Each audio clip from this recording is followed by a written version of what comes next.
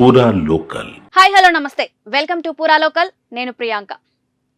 కన్వర్ యాత్ర సందర్భంగా ఆ మార్గంలో తినుబండారాల దుకాణదారులు తమ పేర్లు సహా ఇతర వివరాలు ప్రదర్శించాలని యూపీ, మధ్యప్రదేశ్, ఉత్తరాఖండ్ ప్రభుత్వాలు జారీ చేసిన ఆదేశాలపై సుప్రీంకోర్టు స్టే విధించింది.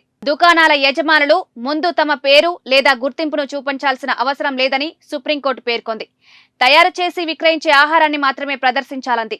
ప్రభుత్వాల ఆదేశాలు రాజ్యాంగ స్ఫూర్తికి విరుద్ధమని సుప్రీం వ్యాఖ్యానించింది.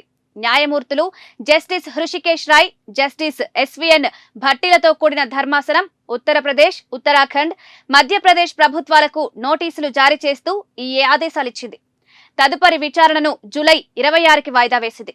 దుకాణదారులు ఆహార పదార్థాలను షాప్ బయట ప్రదర్శించాలి, కానీ యజమానులు, సిబ్బంది పేర్లను ప్రదర్శించమని బలవంతం చేయకూడదు.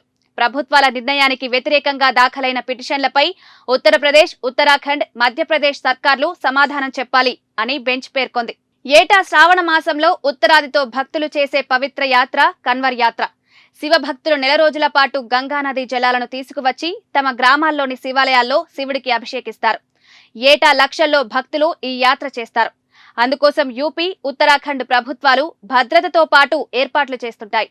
అయితే ఈసారి యాత్ర సందర్భంగా దుకాణదారులు తమ పేర్లు ప్రదర్శించాలని ఉత్తరప్రదేశ్, ఉత్తరాఖండ్, మధ్యప్రదేశ్ ప్రభుత్వాలు జారీ చేసిన ఆదేశాలు వివాదాస్పదమయ్యాయి. ఈ నిర్ణయంపై అసదుద్దీన్ ఓవైసీతో పాటు కమ్యూనిస్టు పార్టీలు అభ్యంతరం వ్యక్తం చేశాయి.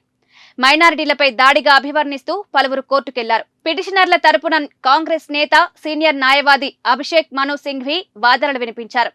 హిందువులు నడిపే వెజ్ రెస్టారెంట్లు చాలా ఉన్నాయని, వాటిలో ముస్లిం ఉద్యోగులు ఉండవచ్చునని, ఆ ఆహారం ముస్లింలు లేదా దళితులు ముట్టుకున్నందున అక్కడ వెళ్లి తినకూడదా అని ఆయన ప్రశ్నించారు.